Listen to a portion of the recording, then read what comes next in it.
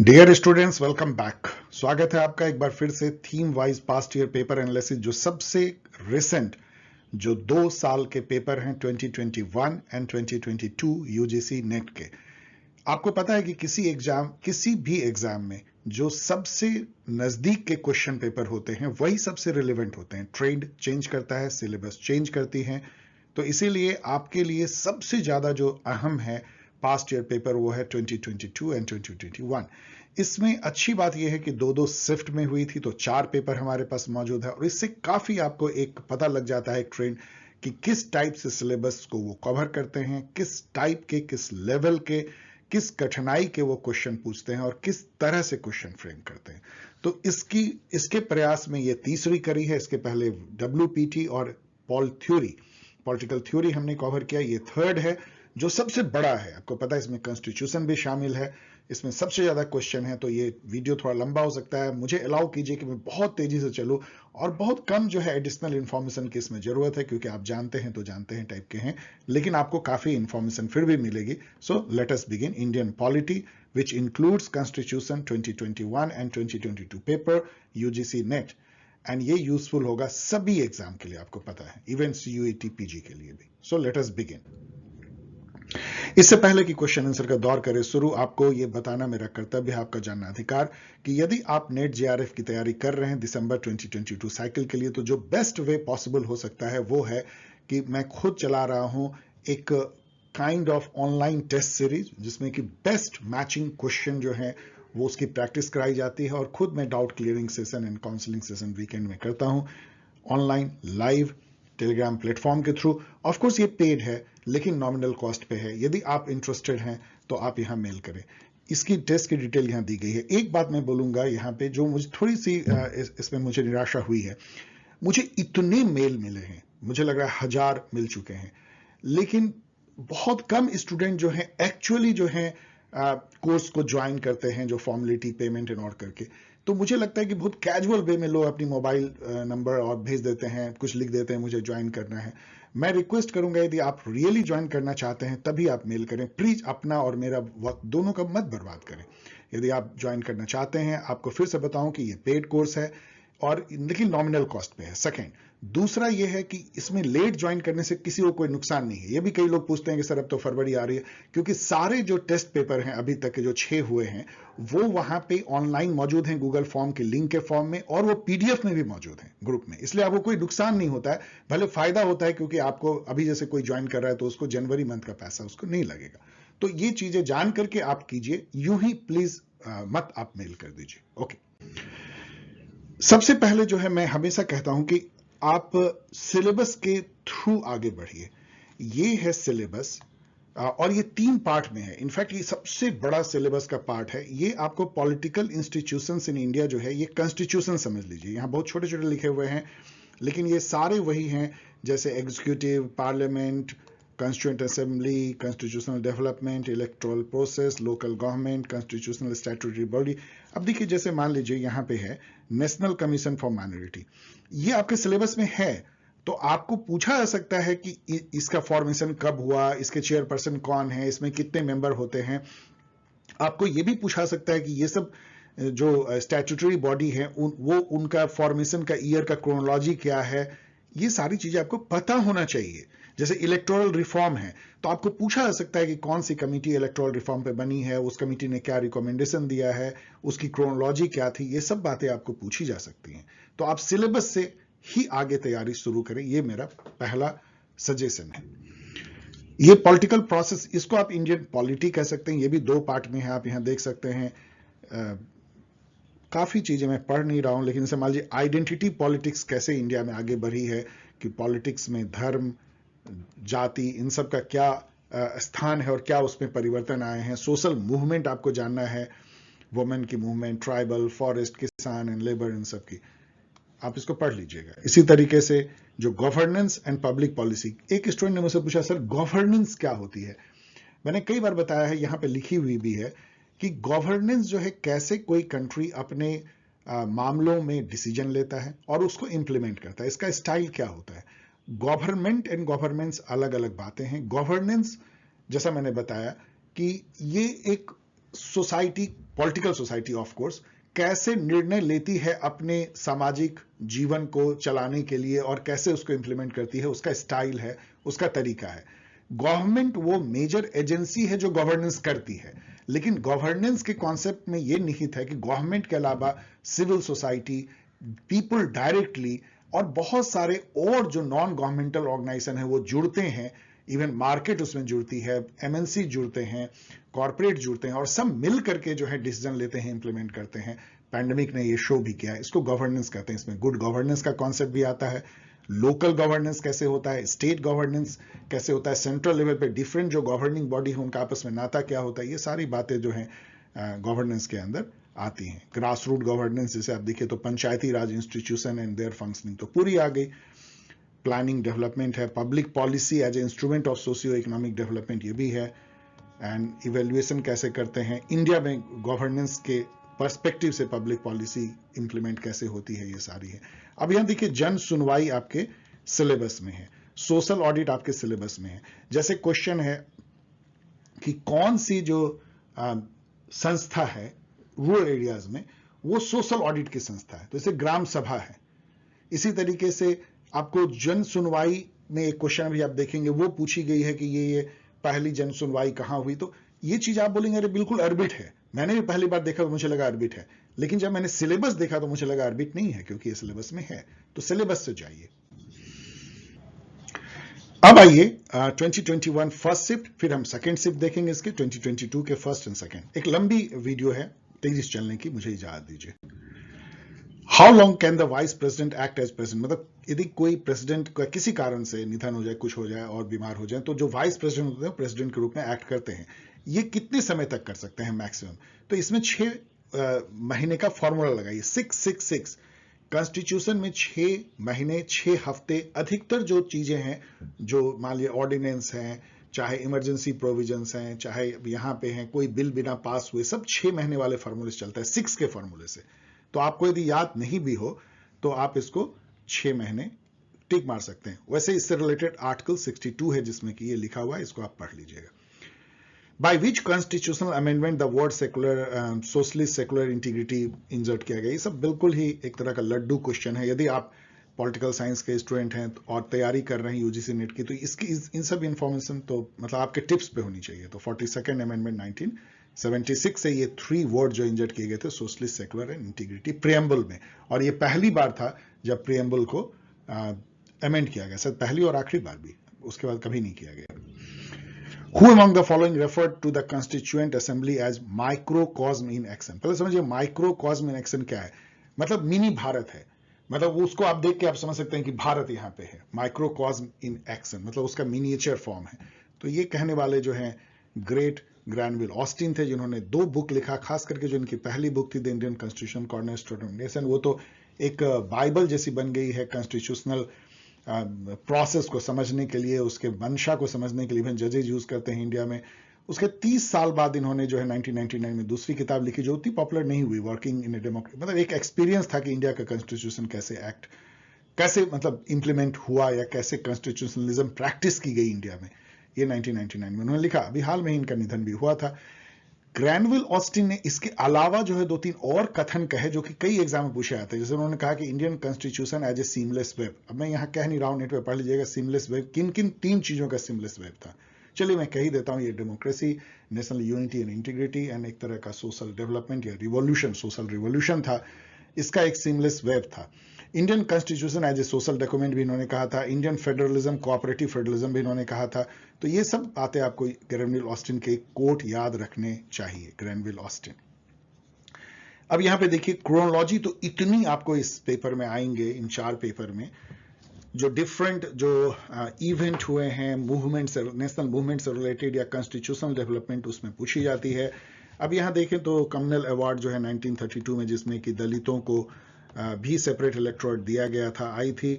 Simon commission जो है 1928 में आई इंडिया में। फर्स्ट राउंड टेबल कॉन्फ्रेंस 1931 और गांधी इनविट पैक्ट इसके बाद हुआ था, जस्ट 1931 में। तो सबसे पहले यदि आप देखें इसमें तो साइमन कमीशन आते हैं, तो बी से शुरू होता हुआ केवल एक ही है, तो आपका ये काम बन जाता है। आप इसको बाकी अरेंज कर लीजिएगा। इससे आपको क्या टिप्स मिलता है कि जितनी भी कॉन्स्टिट्यूशनल डेवलपमेंट हुए हैं आज़ादी के पहले जितने भी act, government of India act, जितने भी सोशल मूवमेंट हुए हैं या गांधीयन मूवमेंट हुए हैं, नेशनल फ्रीडम मूवमेंट के तहत जो मूवमेंट हुए उन सब का क्रोनोलॉजी, जितने भी लेबर मूवमेंट हुए आज़ादी के पहले, जितने किसानों के मूवमेंट हुए, मजदूरों के हुए, उन सब का भी जो है क्रोनोलॉजी आपको याद रखना चाहिए। Which among the following statement regarding citizenship in India is not correct? अब आप पढ़ लीजिएगा, बहुत लंबा है, लेकिन जैसे ही आप यहां पे आएंगे ना, a citizen of India can simultaneously B citizen of another country. हमारे यहाँ डुअल सिटीजन नहीं है। आपको यहीं पे मिल गया गलत, तो बाकी तो तीनों सही हो जाएगी, तो पढ़ लीजिएगा, केवल ये तीनों सही के लिए पढ़िए। और ड्यूअल सिटीजन का मतलब क्या होता है कि आप एक ही साथ भारत और दूसरे देश की नागरिकता भी रख सकते हैं। ऐसा करने वाला देश जैसे यूएसए है, मुझे लगता है शायद और भी कई कंट्री हैं जो कि देते हैं, यूएसए भी देती है, लेकिन इंडिया नहीं देती। मतलब कि यदि इंडियन यूएसए में गया, उसको यूएसए की सिटीजनशिप जैसे ही मिली, इंडिया की सिटीजनशिप छिन जाएगी। Which of the following are the exclusive power of the Lok Sabha?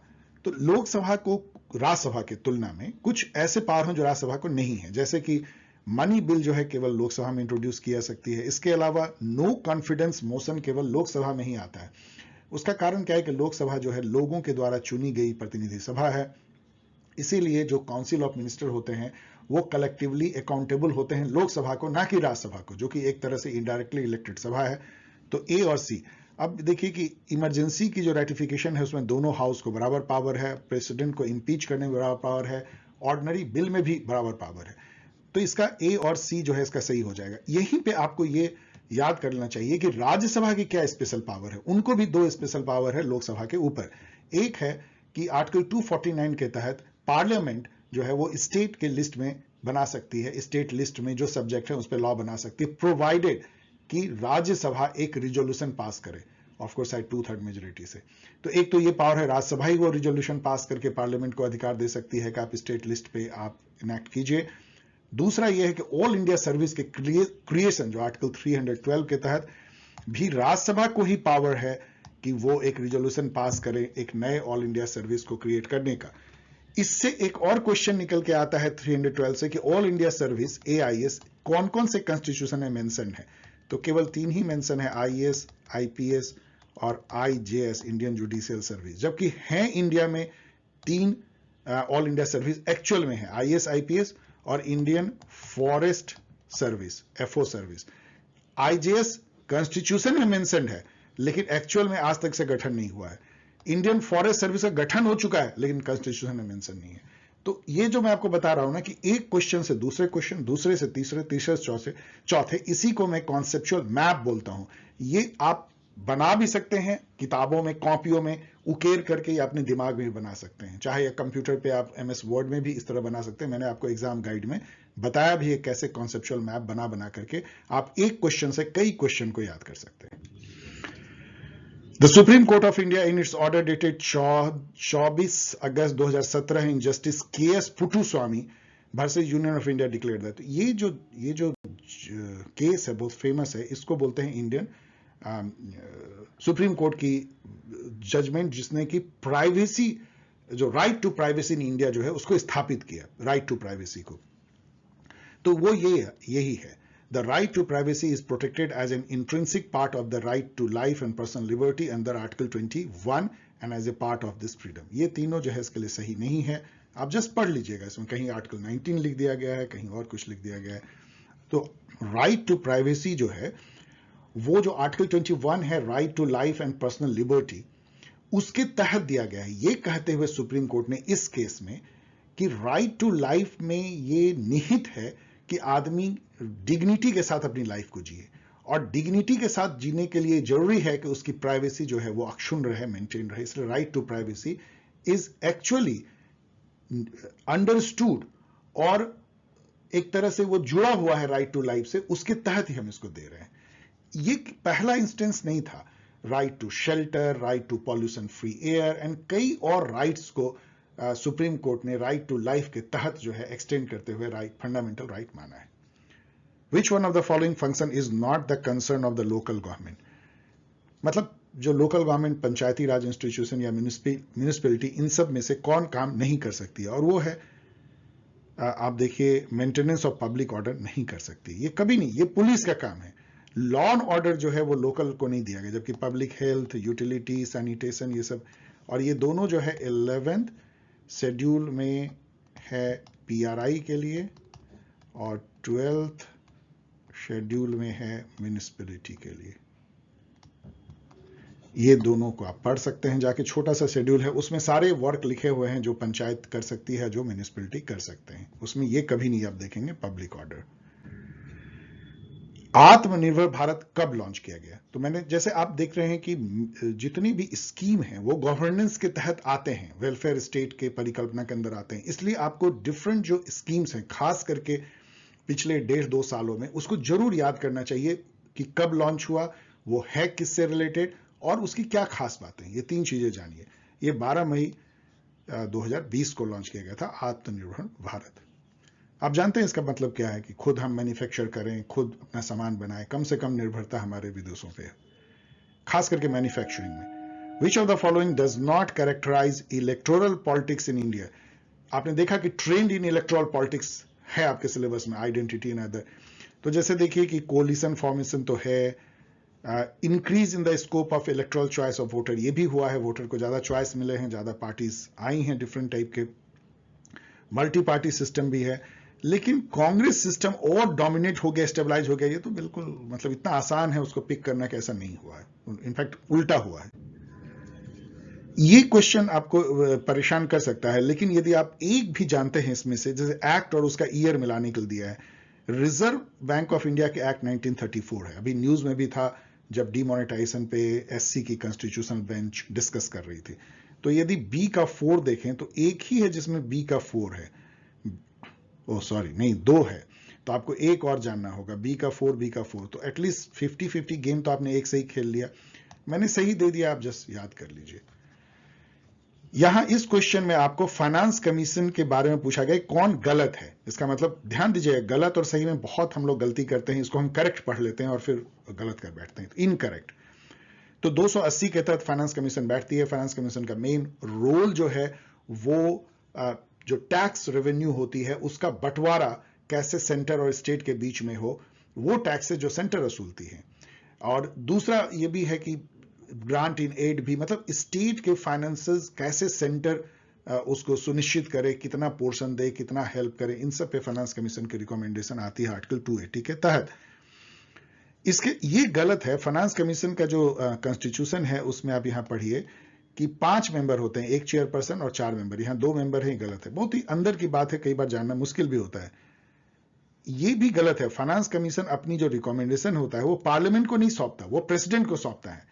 यहां पे याद रखिए कि जितनी भी कॉन्स्टिट्यूशनल बॉडी है लाइक सीएजी या फाइनेंस कमीशन, ये सब अपनी जो एनुअल रिपोर्ट होते हैं पहले वो प्रेसिडेंट को देते हैं और फिर प्रेसिडेंट जो है उसको पार्लियामेंट में रखवाते हैं, अल्टीमेटली पार्लियामेंट में जाती है। तो ये दोनों गलत है, बी और सी तो आपको मिल ही गया, चूंकि 2 ही गलत खोजना है और 2 आपको मिल गया है तो ये जरूर सही होगा, तो इसको बस पढ़ लीजिएगा। अब यहां पे देखिए ये भी बहुत मुश्किल है क्योंकि ये सब बहुत फेमस ऑथर नहीं है इंडिया के पॉलिटिक्स पे लिखने वाले, इसलिए मैंने सीधा दे दिया है, आप इसको पढ़ लीजिए। लेकिन इस टाइप के क्वेश्चन को आप मुस्कुरा के आगे भी बढ़ सकते हैं मेरे अनुसार से। तो अब यहां पे भी ये बहुत डिफिकल्ट है कि इन सब को आप जानते जरूर होंगे, ये सब ट्रेड यूनियन है। इनफैक्ट इससे अच्छा क्वेश्चन ये होता है जो आगे भी दिया गया है कि ये ट्रेड यूनियन किस पॉलिटिकल पार्टी से एफिलिएटेड है। लाइक इंटक जो है वो कांग्रेस से है और भारतीय मजदूर संघ जो है बीजेपी से है।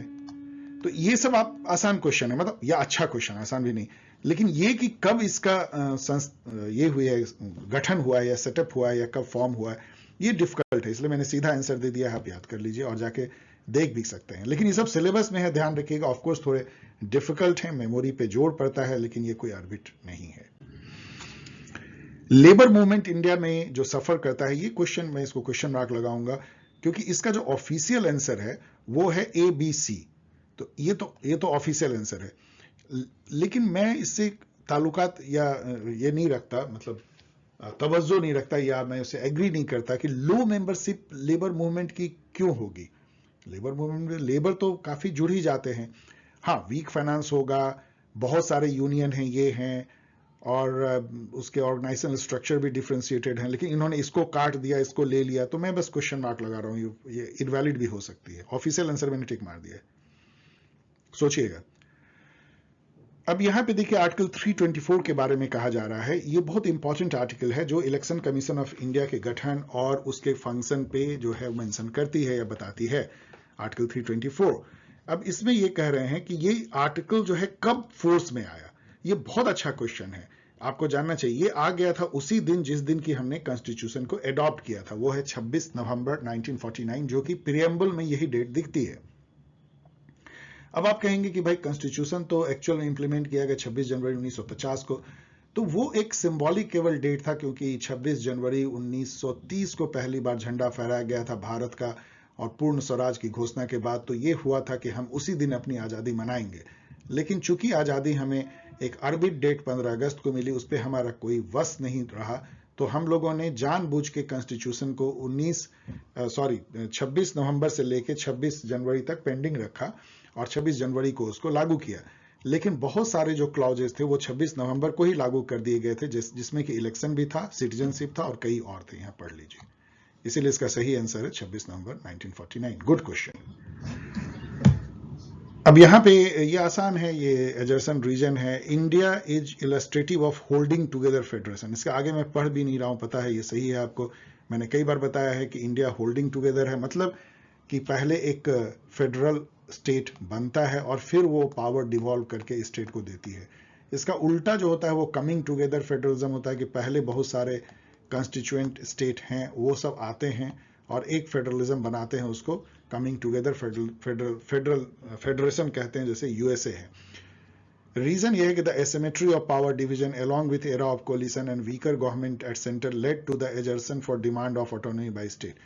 ये अपने आप में ये भी सही है, ये भी सही है, लेकिन ये इसको एक्सप्लेन करता है। आप पढ़िएगा, बहुत मुश्किल है ये कहना, लेकिन इसका ऑफिशियल आंसर ए है और यूजीसी ऐसा करती है। इस पे अलग से कई बार मैंने चर्चा किया है।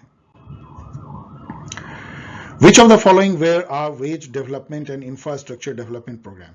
या तो वेज से रिलेटेड हो या इंफ्रास्ट्रक्चर। ये आसान है, क्योंकि जितने इंप्लॉयमेंट के होंगे, और मनरेगा तो दोनों ही है, इसमें वेज भी दी जाती है, गारंटीड इंप्लॉयमेंट भी है, और उसमें जो काम होता है उससे इंफ्रास्ट्रक्चर भी गांव की सुधरती है। लेकिन एग्रोनॉमिक प्रैक्टिस जो होती है, एग्रोनॉमिक प्रैक्टिस क्या है कि धान के साथ मक्का उगाएं, चाहे दाल के साथ और क्या उगाएं। एग्रोनॉमिक किस टाइप के, मतलब कि प्रैक्टिसेस करें एग्रीकल्चरल प्रैक्टिस, उसका नाता उससे सीधा नहीं है। तो ए बी सी जो है वो आसान है। Which of the following are the issue of debate in electoral politics. ये भी आसान है कि हमारे इलेक्टोरल पॉलिटिक्स में किन किन बातों को लेकर जो है चर्चा या बहस अभी हाल में होती रही है। इलेक्ट्रॉनिक वोटिंग मशीन को लेकर काफी होती है। कई लोग विपक्षी दल कहते हैं कि इसमें गड़बड़ी की संभावना है, तो फिर से जो है आप पेपर पे चले जाइए। वन नेशन वन इलेक्शन की भी बात होती है, जिसको कि बीजेपी समर्थन करती है और अपोजिशन इसको नहीं मानती है।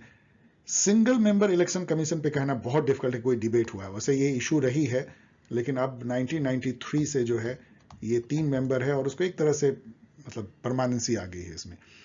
ये भी जो है कि 2 बच्चे नॉर्म होने चाहिए लोकल इलेक्शन में। यदि नहीं होगा तो ये राजस्थान ने और महाराष्ट्र ने और गुजरात, कई स्टेट ने, आप और इस पे क्वेश्चन भी पूछा सकता है, किन किन स्टेट ने अपने पंचायती राज या म्यूनिसिपैलिटी के इलेक्शन में 2 बच्चे का नॉर्म का एक क्राइटेरिया लगा दिया कि कोई भी कैंडिडेट यदि 2 बच्चे से ज्यादा तो खड़ा नहीं हो सकता। ऐसा कई स्टेट ने किया है, तो ये भी बहस का मुद्दा रहा है कि ऐसा करना चाहिए या नहीं करना चाहिए। तो ए बी डी जो है इसका सही हो जाएगा। तो डियर स्टूडेंट, आपने देखा कि कितनी ज्यादा क्वेश्चन जो है पूछे जा रहे हैं। इनफैक्ट पहला लेसन तो आप ये लीजिए कि सबसे ज्यादा यदि क्वेश्चन आपको पूछे जाएंगे इंटरनेशनल रिलेशन के साथ में, तो वो होगा इंडियन पॉलिटी पे, क्योंकि आपने देखा कि सिलेबस भी बहुत ज्यादा है। इसमें करीब 22-23 क्वेश्चन थे। अब अगला 22-23 क्वेश्चन जो है हम लोग देखेंगे सेकेंड शिफ्ट में। आपको एक लगभग आइडिया मिलने लगा होगा कि किस टाइप के क्वेश्चन पूछते हैं। फर्स्ट क्वेश्चन देखिए सेकंड शिफ्ट का 2021 का। Given below 2 statement the second administrative reform commission in its 7th report entitled. अब मैं पूरा नहीं पढ़ूंगा। बेसिकली यदि आप सेकेंड एडमिनिस्ट्रेटिव रिफॉर्म कमीशन की 15 रिपोर्ट का जस्ट एक बार ब्राउज भी कर ले, मैंने कई जगह दिया आपको पढ़ना चाहिए, तो उसमें 7वां रिपोर्ट जो है वो capacity building for conflict resolution है।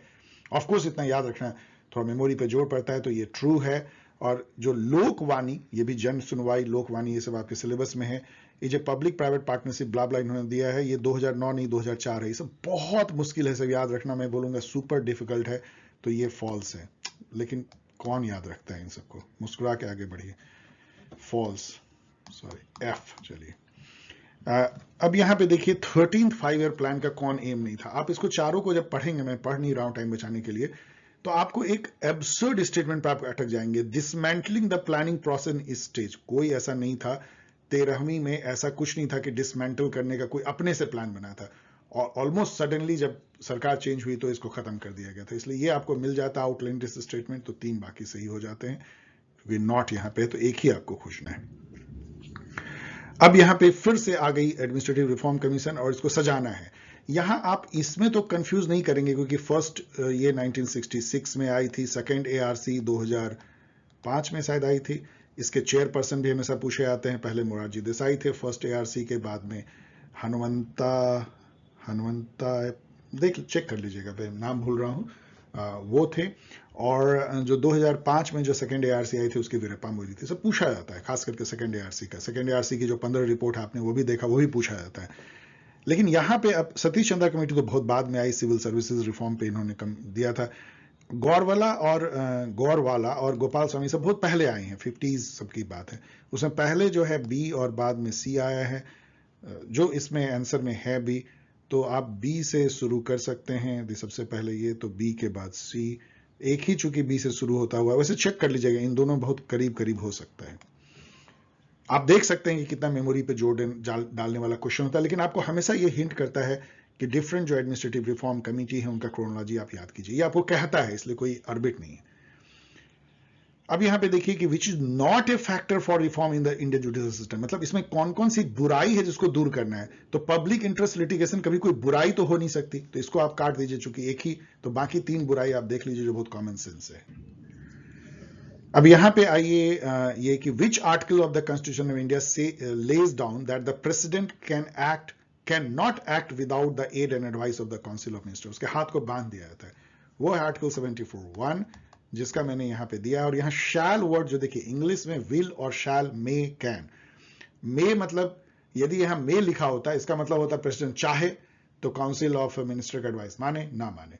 विल होता तो वो भी एक नरम होता है, मान भी सकता है, लेकिन किसी किसी मौके पे नहीं मान सकता। शैल मतलब उसके हाथ पैर पूरे बांध दिए गए हैं, तो यहां शैल है, shall act in accordance with such advice. और ये जो चेंज किया गया है, ये 42nd अमेंडमेंट में किया गया था, जहां हाथ पैर बांध दिए गए थे, और उसको बाद में छोड़ भी दिया गया। तो अभी जो प्रेसिडेंट का बिल्कुल अपनी डिस्क्रिप्शन नहीं है, वो एक बार जरूर लौटा सकता है काउंसिल ऑफ मिनिस्टर के एडवाइस को, लेकिन यदि सेकंड टाइम फिर वही advice council of minister headed by prime minister दे प्रेसिडेंट को, तो he is bound to act as per that advice, as per the 74(1) of the constitution. यहां पे 75 को भी याद कर लीजिए, जो प्राइम मिनिस्टर के अपॉइंटमेंट से रिलेटेड बातें करता है। अब यहां पे देखिए, तो ई गवर्नेंस जो है, नेशनल ई गवर्नेंस प्लान से आप मैच कर लीजिए, तो शायद इसी से बन जाए ए का 2, और देखिए ए का 2, बाकी आप मैच कर लीजिएगा। बहुत आसान क्वेश्चन है, ये सब लड्डू क्वेश्चन। रीजनलाइजेशन देखिए, the Mountbatten plan was announced on May 13। अब देखिए, ये बहुत बड़ा मेमोरी नहीं है, क्योंकि हम लोग इसको June 3 प्लान बोलते हैं, और यदि ये आपको याद है तो ये क्वेश्चन क्रैक हो गया, क्योंकि ये हो गया फॉल्स, यहां डेट दिया गया गलत, और ये वाली डेट सही है। हमें आजादी तो जरूर 15 अगस्त को मिली, लेकिन जो उसकी जो पार्लियामेंट में जो एक्ट पास हो गया था इंडियन की आजादी का एक्ट, वो जुलाई 18 को ही पास हो गया था। ये भी डेट बहुत इंपॉर्टेंट है। तो ये फॉल्स हो गए और ये ट्रू हो गया। तो इसका सही ऑप्शन क्या होता है कि A is false but R is true, ये वाला हो गया। अब यहां पे देखिए, फिर ये जितने जो कमीशन है उनका गठन जो हुआ है उसको क्रोनोलॉजिकली करना है। ये सब आपको पूछा जा रहा है, लगातार आपको ये हिंट दे रहा है कि जितने भी कॉन्स्टिट्यूशनल बॉडी है, स्टैट्यूटरी बॉडी है, उनका कब सेटअप हुआ है, कितने मेंबर होते हैं, आर्टिकल में कहां लिखा है कॉन्स्टिट्यूशनल है, उसका क्या काम है, ये सब आपको जानना है। तो यहां यदि आप देखेंगे तो सबसे पहले यूपीएससी तो समझिए कॉन्स्टिट्यूशन बनने के साथ ही लागू हो गया, इससे पहले तो कोई हुआ नहीं होगा। तो बी से शुरू होगा, और बी से शुरू होता हुआ केवल एक ही है, तो ये सब लड्डू क्वेश्चन हो गया। बाकी तो आप मैच कर लीजिए। और सबसे बाद में आप देखेंगे तो सही मायने में नीति आयोग है, जो 2015 शायद जनवरी में इसको ओपन किया गया या सेटअप किया गया। 14 फाइनेंस कमीशन कभी 2010 वर्ष में हुआ होगा। एंड सीबीसी 1964 में हुई है। अब यहां पे 74 अमेंडमेंट के बारे में कहा जा रहा है कि which of the following are provided by the 74th। अब यहां पे यदि आप देखें तो इसमें 3 सही है, 1 गलत है, मतलब एक ही आपको खोजना है जो गलत है। तो यहां पे देखें तो बैकवर्ड क्लास की रिजर्वेशन नहीं है, ना तो 73 में है ना 74 में। एससी को है, एसटी को है और वुमेन को है। अब यहां इससे तो आपको मिल गया, यहां पे सी हो गया, ये 3 है। यहां इससे रिलेटेड एक क्वेश्चन है ट्रिपल टेस्ट क्राइटेरिया, जो अभी बहुत चर्चा में है। इसमें हुआ क्या कि बाद में यह आया कि नहीं, क्यों नहीं हम ओबीसी को भी रिजर्वेशन दे। ये मामला कोर्ट में पहुंचा, सुप्रीम कोर्ट में। सुप्रीम कोर्ट ने कहा ठीक है, कुछ कंडीशन के साथ आप दे सकते हो ओबीसी को, आपको 3 कंडीशन पूरा करना है। एक कमीशन बिठाओ, वो जानकारी प्राप्त करेगा जो आपके यहाँ पिछड़े हुए क्लासेस हैं, कास्ट हैं, फिर उसमें कितना रिजर्वेशन देना है वो तय करो, एक रिकमेंडेशन जो कमीशन का है उसके अनुसार, और ये भी देखो कि वो 50% से अधिक ना हो। ये तीनों क्राइटेरिया को पूरा करो तो फिर आप दे सकते हो। एमपी जो है बिकेम द फर्स्ट स्टेट जिसने कि ट्रिपल टेस्ट क्राइटेरिया एससी का पूरा किया और रिजर्वेशन दिया ओबीसी को। दूसरा स्टेट अभी यूपी चर्चा में आया, वहां पे वो नहीं कर पाए तो इलाहाबाद हाईकोर्ट ने उनको मना कर दिया। तो फिर सेंटर ने उसको इंटरवीन किया, उसको कुछ टाइम दिया है कि इसको पूरा करे और ये इसको कर पाए, मतलब ट्रिपल टेस्ट क्राइटेरिया करने के बाद। तो ये शायद इस बार पूछा जाए, for which purpose was the cabinet mission sent to India. अब यहां पे देखिए तो इसमें 3 हैं, 2 भी हैं, तो 1 या 2 गलत होंगे। तो गलत आपको खोजना है, तो यहां देखिए to suppress the intensity of the national movement, नहीं ऐसा कुछ नहीं था।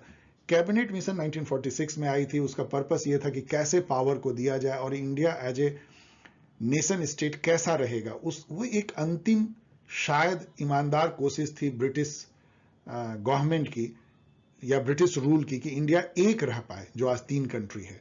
उन्होंने कहा था कि 3 ग्रुप बना लो। एक ग्रुप जो है वो जो है ए बी सी उन्होंने कहा था, अब देख लेना कि सी कौन सा है। ए बी सी मतलब एक ग्रुप तो वो है जो कि इसको आप पाकिस्तान कहते हैं, north western provinces.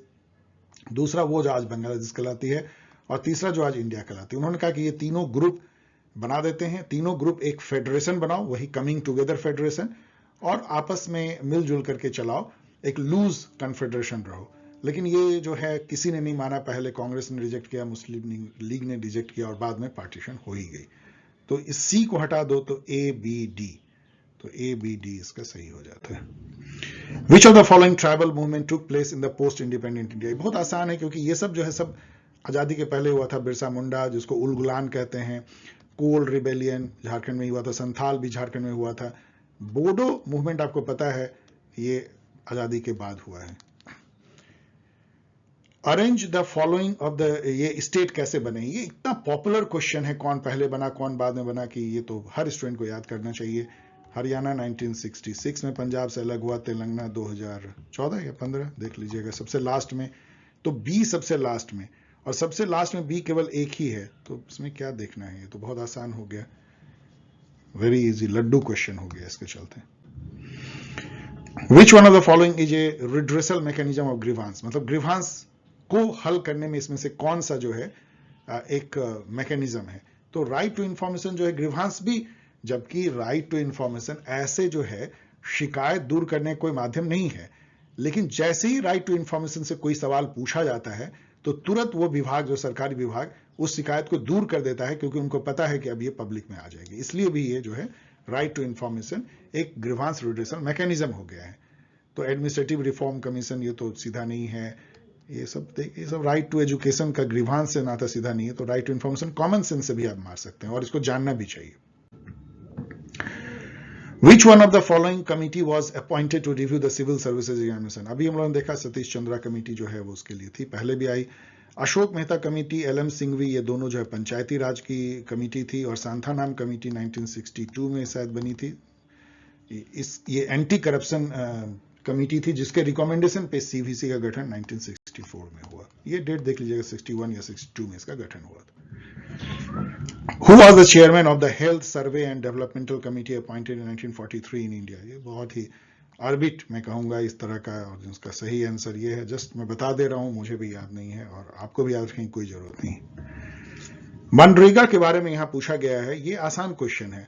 The focus of the scheme is enumerated in which of the following areas. तो यहां पे आप देखिए हमेशा ऑप्शन से चलिए, या तो 2 सही है, या 3 सही है, या चारों सही है। तो वाटर कंजर्वेशन तो है, ट्रेडिशनल वाटर बॉडीज भी है, लैंड डेवलपमेंट भी होता है, रूरल कनेक्टिविटी सभी है इसमें। तो ये बहुत आसान होता है कॉमन सेंस से। ये तो इतना आसान है। 42nd जो है आपको पता है 1976 में। तो ए का 4 क्या इसी से बन जाती है, और इसी से, और इससे आसान क्या हो सकता है लड्डू। बाकी आप मैच करके चेक कर लीजिएगा। Which of the following state of India have the same number of representation in the Lok Sabha? ये क्वेश्चन आपको इंडिकेट करता है कि थोड़ा बहुत आइडिया रखिए कि किस स्टेट से कितने जो है रिप्रेजेंटेटिव लोकसभा में जाते हैं।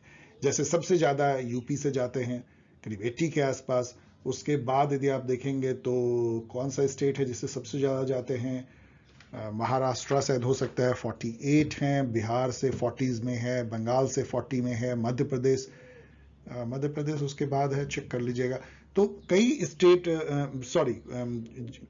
कौन से स्टेट हैं और से कितने हैं, ये एक बहुत ही इंपॉर्टेंट फैक्ट है, ऑफ कोर्स मेमोरी बेस्ड, जिससे क्वेश्चन लगातार पूछता है। यहां एक बहुत इंटरेस्टिंग क्वेश्चन पूछ रहा है कि इसमें 3 स्टेट का नाम दिया गया जिसमें कि सेम जो है नंबर ऑफ रिप्रेजेंटेटिव लोकसभा में जाते हैं। ये कॉमन सेंस से आप हल कर सकते हैं, याद रखने की जरूरत नहीं है। आप देखिए दिल्ली से 7 है, जबकि चंडीगढ़ से 7 हो ही नहीं सकता है पुडुचेरी से, तो ये खत्म हो गया। मणिपुर, मेघालय, हिमाचल प्रदेश, देखिए हिमाचल प्रदेश से काफी हिमाचल प्रदेश से कितने हैं चेक कर लीजिएगा। तो ये मणिपुर, मेघालय इतने छोटे छोटे हैं कि हिमाचल प्रदेश तुलना ये नहीं कर पाएंगे, तो ये भी खत्म हो गया। उत्तराखंड, नागालैंड, हरियाणा, अब देखिए हरियाणा नागालैंड से कभी ये बराबर नहीं होगा, तो ये भी खत्म हो गया। तो इसलिए एक ही बचता है जो लगभग बराबर दिखते हैं, क्योंकि अरुणाचल प्रदेश, त्रिपुरा नॉर्थ ईस्ट में है, और गोवा भी एक छोटा राज्य है, तीनों से दो दो हैं, इसलिए ये सही है। तो कॉमन सेंस से आप गेस कर सकते हैं इसे। गांधीज कॉन्सेप्ट ऑफ स्वदेशी वाज इंपैक्टेड बाय, ये of course Indian political thought में भी आ सकता है, इसमें भी आ सकता है। इसका आंसर इन्होंने दिया है कि ये इसको छोड़ के बाकी तीनों से था। मैं थोड़ा कंफ्यूज हूं इसको लेकर के, लेकिन चलिए इन्होंने ऐसा दिया, अब आगे और पढ़ लीजिएगा। Arrange the following in ascending order, ये सब बहुत आसान है, लेकिन यहां पे एक बहुत डिफिकल्ट ये आ जाती है कि जो चंपारण सत्याग्रह था ये अप्रैल 1917 में हुआ था, और साबरमती आश्रम जून में हुआ था। तो उस नाते से हम देखें तो ये पहले आएगा अरेंज करने में। सबसे पहले यदि आप देखें तो एक ये होगा, 2 होगा, फिर उसका नॉन कॉपरेशन, और ये तो थोड़ा सा दोनों पास पास है, इसके चलते ये डिफिकल्ट हो जाता है। मंथ वाइज ऐसा क्वेश्चन नहीं देना चाहिए। When did the first labor agitation occur in India? तो इसका सही आंसर इन्होंने दिया 1875। जानना चाहिए क्योंकि आपको labour movement, women's movement, tribal movement, farmers movement लिखा है सिलेबस में, इसलिए आपको जानना चाहिए। Which one of the following fundamental right are provided to the both citizen and non-citizen? इन दोनों को दिए गए हैं, ये बस रख लीजिए, यहां जो येलो में लिखा हुआ है ये आर्टिकल के तहत जो है वो दोनों को दिए गए हैं, और ये केवल इंडियन को दिए गए हैं। इसमें सीधे आप देखेंगे तो कल्चरल एजुकेशनल राइट जो है 29-30 में है, इसलिए ये नहीं मिलेगा। इक्वल अपॉर्चुनिटी एम्प्लॉयमेंट में 15, ये भी नहीं मिलेगा। राइट टू इक्वलिटी मिलेगा, आपको मिल गया, तो आपको नीचे देखने की भी जरूरत नहीं है। राइट टू फ्रीडम भी जो है वो लिमिटेड है सिटीजन को। तो आपने देखा डियर स्टूडेंट कि कितनी ज्यादा क्वेश्चन इन्होंने जो है पूछे हैं। दोनों ही जो शिफ्ट हुआ था 2021 में 20 से ज्यादा क्वेश्चन, और आपने ये भी देखा कि मेमोरी बेस्ड क्वेश्चन थे बहुत ज्यादा, लेकिन एकदम सिलेबस से टच किए हुए, और वैसे ही क्वेश्चन जैसा कि हम आशा करते हैं। अब हम लोग जो है 2022 के शिफ्ट 1 और शिफ्ट 2 को देखेंगे। फर्स्ट क्वेश्चन 2022 शिफ्ट 1 का, what is the common in the election symbol of Samajwadi Party, Telugu Desam and Manipur People's Party. आप यदि इतना भी जानते हैं कि समाजवादी पार्टी का साइकिल है सिंबल, तो केवल एक ही है जो कॉमन हो सकता है, क्योंकि इसमें साइकिल है। तो इससे आप इसको गेस कर सकते हैं, और यही इसका सही आंसर है। इससे आपको क्या हिंट मिलती है कि इलेक्शन सिंबल भी आपको पार्टी का थोड़ा बहुत याद रखना है। इसके अलावा उनके कब सेटअप डेट हुए हैं, किस रीजन में ऑपरेट करते हैं, और उनकी टॉप लीडर या फाउंडर कौन रहे हैं। यहां पे वो क्वेश्चन आ गया जो रन ऑफ द मिल है कि कौन पार्टी सबसे पहले बनी है। तो इसमें यदि आप देखेंगे तो इससे पहले तो कोई बनी नहीं है। अकाली दल जो शायद 1921 में बनी थी, तो बी से स्टार्ट होता हुआ चूंकि एक ही है, तो लड्डू टाइप ऑफ क्वेश्चन हो गया।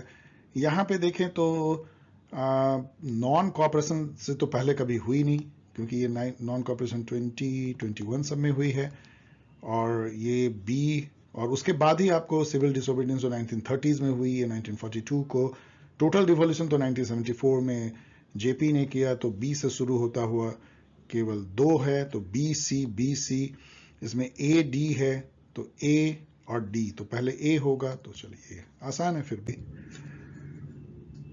Who among the following is the editor of the book Indian Paradox? ये क्वेश्चन अच्छा है क्योंकि ये जिस ऑथर का नाम है मैरन वेनर, ये इंडिया में ये और इनके शिष्य पॉल ब्रास, इन्होंने काफी काम किया इंडिया के पॉलिटी को समझने और उसको अपने बुक के थ्रू एक्सप्लेन करने में।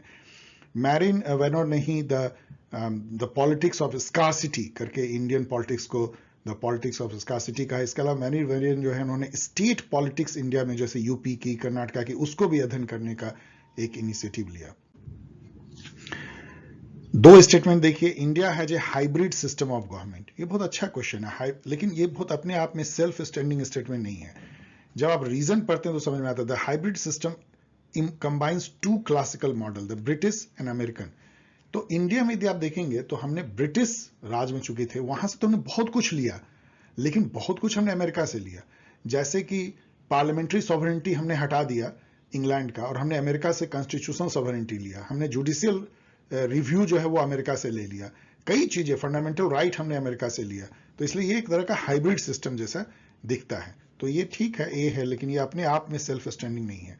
इनफैक्ट अभी आप देखेंगे तो हम लोग बहुत ज्यादा करीब अमेरिकन पॉलिटिक्स के जा रहे हैं, क्योंकि यहाँ पे प्रेसिडेंशियल स्टाइल टाइप की जो है इलेक्शन कैंपेनिंग अब होती है।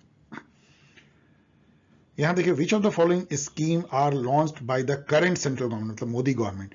तो इसमें आप देखेंगे तो किसान न्याय योजना, अब यहां देखिए 3 आपको है, तो एक ही हटाना है, और एक जो हटाना है वो मिल गया आपको बी, तो ए सी डी हो जाएगा। ए सी डी आसान है क्योंकि ये कोई योजना है ही नहीं, कांग्रेस इस टाइप का कुछ लेके आई थी। अब यहां पे वही मैं कह रहा था कि ये क्वेश्चन अच्छा है कि कौन ट्रेड यूनियन किस पार्टी से एफिलिएटेड है। बहुत कॉमन क्वेश्चन है। तो जो ए आई टक है ये कम्युनिस्ट पार्टी से है, ए का 2 क्या इसी से बन जाती है, तो इससे आपका 50-50 आपने खेल लिया। भारतीय मजदूर संघ जो है वो राष्ट्रीय स्वयं सेवक संघ, तो बी का 4 और बी का 4 और आपका जो है काम बन जाता है यहीं से। बाकी इसको मैच कर लीजिएगा। यहां पे in which case the supreme court of India rule that provision of judicial review comes under the essential feature. तो ये इन्होंने एक ही इसमें से ऐसा केस है जो कि बेसिक स्ट्रक्चर है, बेसिक फीचर पे फोकस करता था, वो था 1980 का Minerva mill case. Golaknath case 1967 में आया था, एडिशनल इंफॉर्मेशन, जिसमें कि पार्लियामेंट ने ये व्यू ले लिया था कि फंडामेंटल राइट को चेंज करने का या अमेंड करने का अधिकार है ही नहीं पार्लियामेंट को।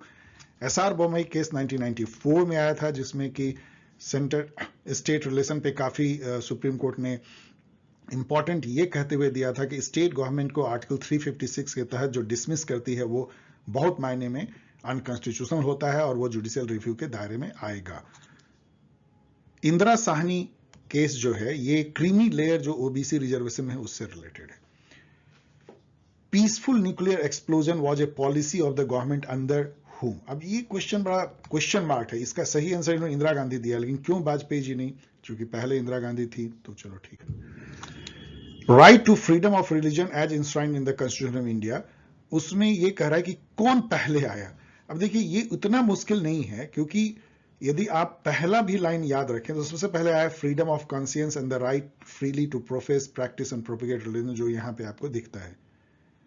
तो चूंकि कॉन्शियंस केवल एक ही जगह रहा है और सबसे पहले वो आया है, तो सी से शुरू होता हुआ, चूंकि सी से शुरू होता हुआ केवल एक ऑप्शन है, इसलिए ये लड्डू क्वेश्चन बन जाता है, अदरवाइज बहुत टफ होता।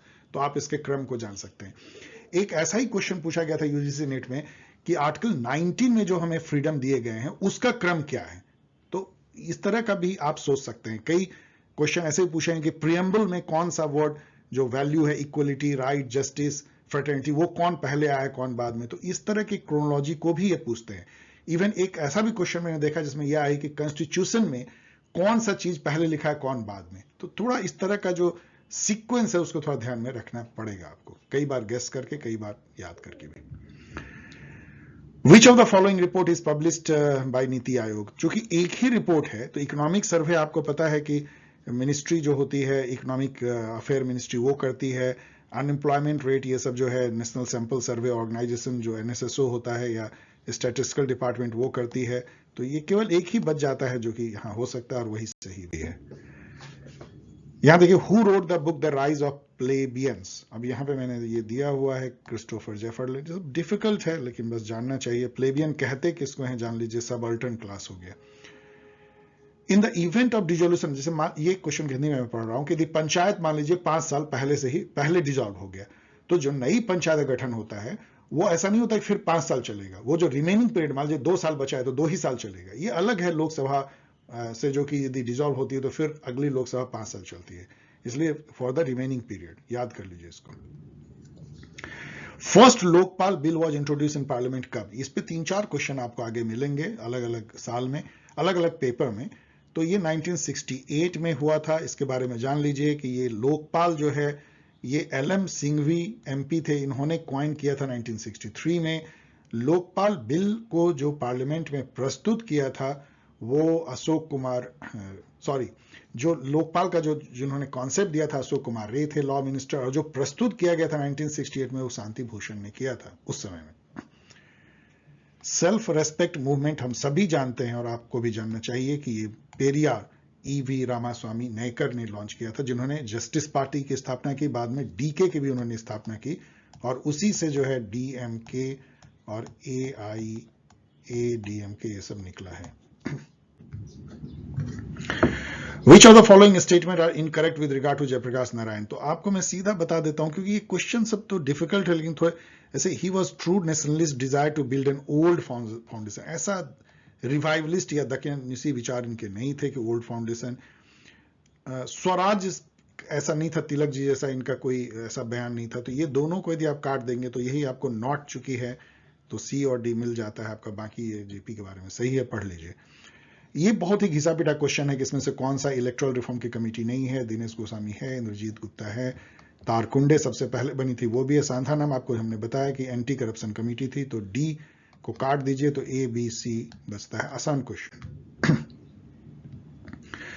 ये जो है वुमेन ग्रुप और उनका प्लेस, ये सब ऑर्बिट है। ऑफ कोर्स आपको वुमेन मूवमेंट के बारे में जानना है तो आप बस नेट पे जाके पढ़ लीजिएगा। मैं आपके लिए क्वेश्चन छोड़ देता हूं। Who among the following proposed the concept of constitutional ombudsman in parliament? जैसा मैंने कहा कि ये करने वाले जो थे उस समय के लॉ मिनिस्टर अशोक कुमार सेन थे, जिन्होंने 60s में किया, लेकिन एक्चुअल जब 68 में जो बिल प्रस्तुत हुआ वो शांति भूषण ने प्रस्तुत किया था। और जो LM सिंघवी हैं उन्होंने एक लोकपाल वर्ड क्वाइन किया। तो 3 जेंटलमैन को जरूर याद रखिए। और 1968 चौथी लोकसभा थी, वो भी याद रखिए। इसमें पहली बार लोकपाल का विधेयक प्रस्तुत हुआ था। उसके बाद 9 बार हुआ, तब जाकर के पास हुआ 2013 में।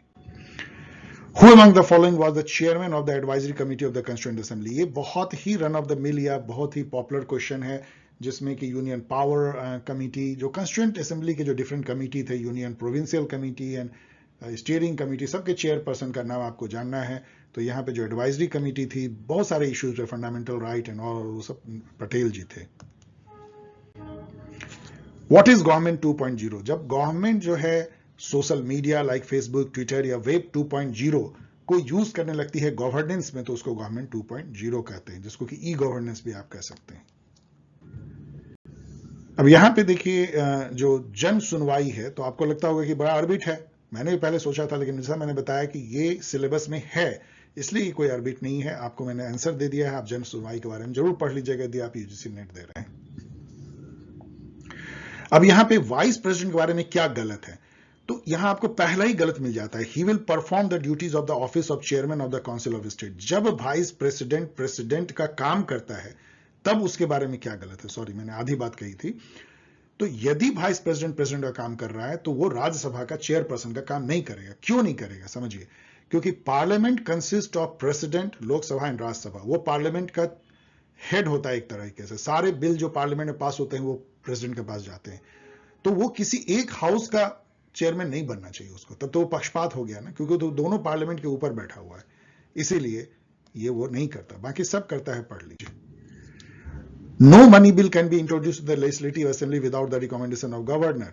No money bill can be introduced in the Lok Sabha without the recommendation of the president. दोनों याद कर लीजिए। मनी बिल से रिलेटेड जो है, जो 4 आर्टिकल हैं, सेंटर मतलब पार्लियामेंट में 110 में डेफिनेशन है, 109 में प्रोसेस है, स्टेट में 199 में डेफिनेशन, 198 में प्रोसेस है, चारों आपको याद रखना चाहिए। इससे रिलेटेड बहुत सारी जानकारी याद रखनी चाहिए कि केवल 14 दिन जो है राज्यसभा या लेजिस्लेटिव काउंसिल रख सकती है। इसमें लोकसभा और लेजिस्लेटिव असेंबली को स्पेशल पावर होते हैं। प्रेसिडेंट जो है मनी बिल को या तो रिजेक्ट कर सकता है या असेंट दे सकता है, लौटा नहीं सकता है। और जो स्पीकर होते हैं हाउस के, वो अल्टीमेट ऑथोरिटी होते हैं सर्टिफाई करने का कि कौन सा बिल मनी बिल है। मनी बिल एक तरह समझिए तो जिससे पैसे, रुपये, टैक्सेस का नाता हो, वो मनी बिल है।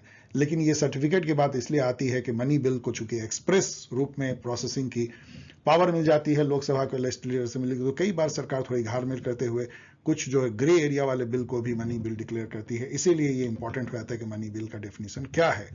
जैसे कि आधार एक्ट को पास करने में सरकार ने उसको मनी बिल के तौर पे माना, इसमें काफी विवाद हुआ। Arrange the following scheme bye in order of launching year. ये मैंने हमेशा कहा है कि जो गवर्नमेंट ऑफ इंडिया की स्कीम है उनका जो लॉन्च ईयर है आपको पता होना चाहिए। तो ये चारों हैं। इसमें आप कैसे इसको क्रैक कर सकते हैं कि देखिए, आपको पता है डिमोनेटाइजेशन 1916 में हुआ था, जीएसटी 2016 और ये 2017 में आया था। तो ये दोनों तो ठीक है। सबसे पहले 2014 में जनधन योजना आई थी सरकार के आते ही, तो सी से आप कर सकते हैं। ये 2015 में आई थी। अब आप मैच कर लीजिएगा। विच of the following have caused the growth of cooperative federalism in India. ये क्वेश्चन थोड़ा कंफ्यूजिंग हो सकता है। कोऑपरेटिव फेडरलिज्म मतलब जिसमें कि दोनों में कंपटीशन ना हो, तानातानी ना हो स्टेट और सेंट्रल गवर्नमेंट में। तो इकोनॉमिक मैटर में दोनों कोलिब्रेट करते हैं, कौन बोलेगा नहीं, तो ए जरूर होना चाहिए। तो इन दोनों में ए नहीं है तो ये खत्म हो गया। अब इनमें इसमें देखिए कि सी या डी होगा। आप केवल सी डी पे चलिए। कंपल्सन ऑफ डेवलपमेंट फाइनेंस, तो ये तो सही लगता है। डायनेमिक्स ऑफ इलेक्टोरल पॉलिटिक्स, ये भी सही लगता है, लेकिन डायनेमिक्स ऑफ इलेक्टोरल पॉलिटिक्स से तो कंपटीशन भी हो सकता है। तो चलिए सी बेटर है, तो ए और सी कर दीजिए। अब आइए लास्ट, मैं भी थकने लगा हूं, 2022 के शिफ्ट 2। आई होप कि हम लोग इसको बहुत जल्दी खत्म कर पाएंगे। क्रोनोलॉजिकली जो है इसको अरेंज कीजिए। ये कमेटी मैंने हमेशा कहा है कि इस तरह के पंचायती राज कमेटी का क्रोनोलॉजिकल, तो सबसे पहले जो है, इससे पहले तो कोई नहीं आया क्योंकि ये शायद 1950s में आई थी, 57 में आई थी, चेक कर लीजिए। उसके बाद ही कोई आई होगी। और सी से केवल एक ही है तो लड्डू क्वेश्चन हो जाता है। बाकी आप इसको चेक करें, सारे पीआरआई की कमेटी है। अब यहां पे मैंने आपको दे भी दिया है शेड्यूल मैच करना। मैंने हमेशा कहा है कि शेड्यूल, पार्ट्स और इंपॉर्टेंट आर्टिकल्स, इंपॉर्टेंट अमेंडमेंट, ये सब याद करना आपको। इंपॉर्टेंट डेट, कॉन्स्टिट्यूशन से रिलेटेड, कंस्टिट्यूएंट असेंबली से रिलेटेड इंपॉर्टेंट बातें जितनी मैंने गाइड में दी उसको याद करना है। तो यहाँ पे यदि आप ऑफिशियल लैंग्वेज 8 शेड्यूल में है, इसको ही यदि केवल याद कर लें तो बी का 4 और ये हो जाता है क्रैक। तो ये हो गया लड्डू क्वेश्चन। फर्स्ट लोकपाल बिल जो घूम फिर के फिर आ गया, पहली बार 1968 में आया। यहां पे मैंने फिर से वो सब बातें दे दिया है, पढ़ लीजिए। सीएजी के बारे में क्या बातें सही नहीं है, बहुत अच्छा, इससे आपको बहुत नॉलेज मिलेगा। यहाँ देखिए एक जो इन्होंने लिख दिया है ना कि पार्लियामेंट को ये रिपोर्ट सबमिट करते हैं। दूसरी बार हम लोग चर्चा करें, नहीं, ये अपनी रिपोर्ट जो है प्रेसिडेंट को सबमिट करते हैं, ये भी, और फाइनेंस कमीशन भी। तो ये यदि गलत हो गया तो ये 3 सही हो गए। तो आप इसको पढ़ लीजिए तो सही क्या है। ये वो आर्टिकल 148 में ये वर्णित है। अब यहाँ पे जो बुक मैच करने हैं ये मुश्किल हो सकता है, लेकिन यदि आपको पता हो कि सुदीप्ता कविराज एमए में आपने पढ़ा होगा the trajectory of Indian state, तो डी का 3 एक ही में है, इससे आपको एक क्रैक हो जाता है। यदि एक भी आपको याद है तो बाकी मैच कर लीजिएगा। अब यहाँ पे है कि पहली बार वीवीपैट किस स्टेट में लागू होता है। वीवीपैट क्या होता है मैंने लिख दिया है, क्योंकि इसमें चूंकि आप बटन दबाते हैं इलेक्ट्रॉनिक वोटिंग मशीन में, टू की आवाज आती है, लेकिन आपको पता नहीं चलता है कि एक्चुअल में जो आपने जिस पार्टी को मारा है उसी में हुआ है, कोई मशीन ने गड़बड़ी की। उसके लिए एक पेपर ट्रेल जो है निकलती है, प्रिंट आउट, तो उससे उसको मैच किया जाता है 5 या 10%, जैसा भी इलेक्शन कमीशन डिसाइड करे, उसको वीवीपैट बोलते हैं। सबसे पहली बार ये मणिपुर में ये लागू किया गया था। लोकल बॉडी ओम्बड्समैन जो केरला में सबसे पहले लागू किया गया, ये भी एक क्वेश्चन पूछा जाता है, ये किस कमिटी का व्यू था, कैसा होना चाहिए, और ये सेकंड एआरसी का व्यू था। इसमें से कौन सा सही, अब यहां पे देखिए तो या तो सभी सही हैं या 2 या 3, तो 1 या 2 गलत इसमें होंगे या 0 गलत होंगे। तो election commission India conduct election to the state assembly बिल्कुल सही है, पार्लियामेंट का भी और स्टेट असेंबली का। State election commission conduct panchayat, ये सही है। ध्यान रखिएगा कि state election commission of India की कोई स्टेट ब्रांच नहीं है, ये पंचायती राज 74th कॉन्स्टिट्यूशन के तहत बनी हुई है, उसका नाता नहीं है इलेक्शन कमीशन से, वो कॉन्स्टिट्यूशनल बॉडी उस तरीके से नहीं है। Is there any dispute regarding the election of the president, decision of the election commission would be final. No, court का डिसीजन फाइनल होगा। देखिए इलेक्टोरल मामले में कोर्ट अड़ंगा नहीं मारेगी, ये आर्टिकल 329 में लिखा है, लेकिन एक बार इलेक्शन हो गया तो उसमें जो इलेक्शन को लेके जो डिस्प्यूट होगा वो कोर्ट ही फाइनल फैसला करेगा, इसलिए सी गलत है। तो यदि सी गलत है तो सभी तो सही हो नहीं सकते हैं, और सी गलत हो गया तो इसका मतलब कि सी जिसमें भी है वो नहीं होगा सही। तो यही दो बचा, इन दोनों में ए बी तो कॉमन है, तो डी को देखिए, election commission is responsible for polling counting declaration result, कौन बोलेगा नहीं, तो इसका मतलब सही आंसर ये हो गया। अब इसको अरेंज करना है, ये सब एक तरह का तो फॉरेन है तो आईआर में भी आ सकता था, लेकिन इंडस वाटर ट्रीटी 1960s में हुई है, 60 में तो सबसे पहले ये है, फिर शिमला अकॉर्ड 1972 में हुई है, फिर ये दोनों तो बाद में हुई है। तो डी से शुरू होता हुआ डी के बाद सी केवल एक ही है, आसान है। ऑफकोर्स ये शायद मैंने इसमें दिया नहीं भी आ सकता था ये। Who said whether you call a federal constitution or a unitary constitution, किसी भी नाम से कहो फेडरल यूनिटरी, लेकिन हमारा काम बन जाए तो हो गया। तो ये कहने वाले राजेंद्र प्रसाद थे, और अरबी टाइप का कोट है, मैंने भी पहली बार इसको देखा, लेकिन बस याद कर लीजिए यदि कभी आ गया तो। यहां पे देखिए ये कह रहा है कि कौन सा वाटर डिस्प्यूट जो है वो सही मैच नहीं है। अब यहां देखिए तो ये 2, 3, चारों हो सकते हैं, ये सब तो सही दिखता है, लेकिन तुंगभद्रा का नाता तमिलनाडु केरला से है ही नहीं, उतना नीचे जाती ही नहीं है, यदि आपको थोड़ा ज्योग्राफी का आइडिया है तो ये तो गलत हो गया, तो डी गलत हो गया, तो ये गलत हो गया, ये गलत हो गया। इन दोनों में ए बी तो कॉमन है, तो सी देखिए, Krishna water dispute definitely Maharashtra, Karnataka, Andhra Pradesh से ये सही है, इसका मतलब कि ए बी सी सही हो जाएगा। How many new language were added in 92nd constitution amendment, ये आसान नहीं है, लेकिन चूंकि 22 लैंग्वेज को शामिल किया गया है, तो आपको थोड़ा बहुत पता हो सकता है कि कब कब शामिल हुआ है शायद।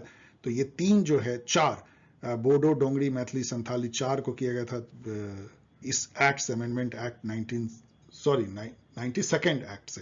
तो ये भी याद कर लीजिए कि 92nd एक्ट से 4 लैंग्वेज को किया गया था, किस लैंग्वेज को किया था ये भी याद कर लीजिए, ईयर भी याद कर लीजिए। सॉरी, मैं कितनी चीजें कह रहा हूं, याद कर लीजिए, कितना याद करोगे, live it. In which of the following year the Beti Bachao Beti Padhao, ये तो 2015 में हुआ था। अभी एक क्वेश्चन भी आपने देखा था, तो उसमें भी हेल्प होगा आपको। एक भी यदि आपको याद है ना, जैसे बेटी बचाओ बेटी पढ़ाओ 2015, तो इससे भी आपको कई सारे क्वेश्चन आपको क्रोनोलॉजी में मैच कर पाएंगे आप। सीवीसी जो है किस कमिटी के रिकमेंडेशन पे हुआ है, तो एकदम घिसा पिटा run of the mill often repeated question है, सांथानाम कमिटी रिपोर्ट 1964 में लिखा हुआ भी है। यहां ध्यान दीजिएगा कि सीवीसी जब सेटअप की गई थी 1964 में, तो ये स्टैट्यूटरी बॉडी नहीं थी, मतलब कोई सीवीसी एक्ट नहीं था। बाद में जो 2003 में एक्ट बनी, इसलिए 1964 से 2003 तक ये non constitutional, non statutory body थी, याद रखिएगा इसको। Which of the following are the common compulsory provision, मतलब दोनों में क्या कॉमन है, ये बहुत ही कॉमन क्वेश्चन है। तो 5 ईयर इलेक्शन होगा, रिजर्वेशन वोमेन के लिए होगा, लेकिन ना तो बैकवर्ड क्लास इसमें है ना उसमें है, नगर पंचायत केवल 74th में है, तो केवल ए और सी इसमें होगा common. Which of the following are correctly match, fast track diplomacy Narendra Modi, ठीक है। प्रोजेक्ट मौसम राजीव गांधी, नहीं, क्योंकि प्रोजेक्ट मौसम जो है कब आया था, देखिए ये 2014 में हुआ था, क्या था यहां पढ़ लीजिएगा प्रोजेक्ट मौसम। तो ये गलत हो गया हमारा। लुक ईस्ट पॉलिसी जो है नरसिम्हा राव सही है, act east policy again Modi ji है, तो ये भी गलत हो गया, ये गलत है। तो आपको 2 गलत मिल गया, बी और डी, और आपको पूछना है सही कौन है, पूछ रहा है सही कौन है, ए और सी, तो ए और C. Consider the following movement chronological order में अरेंज कीजिए। तो सबसे पहले यदि आप देखें तो चंपारण से पहले कौन होगा, 1917, तो सी से स्टार्ट होता हुआ केवल एक ही है, सुपर इजी।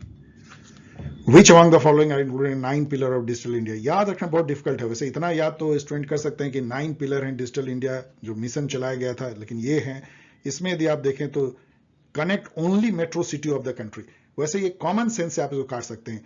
इस तरह के स्टेटमेंट जो होते हैं ना, only, not at all, never possible, only this, ये सब जनरली आउटलैंडिश क्रूड स्टेटमेंट होते हैं, जनरली गलत होते हैं। तो डी को यदि आप काट दीजिए तो ये कट गया, ये कट गया, ये कट गया, तो एक ही बचेगा सही।